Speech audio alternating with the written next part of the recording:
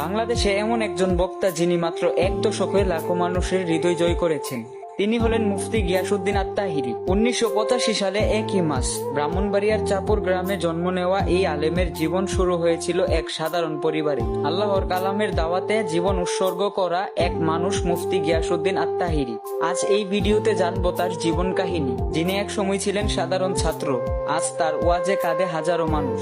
বাংলাদেশের জনপ্রিয় আলেম বক্তা মুফতি গিয়াসউদ্দিন আত-তাহিরি। জন্ম 1985 সালে 1 মার্চ ব্রাহ্মণবাড়িয়ার চাপুর গ্রামে।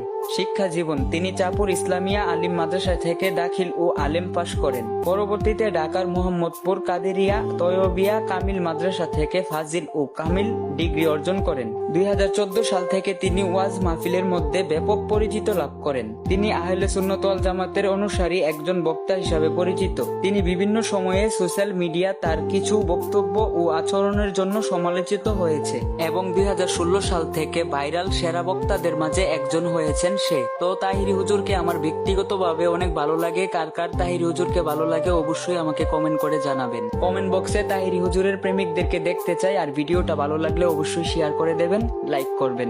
ধন্যবাদ সবাইকে। আসসালামু আলাইকুম।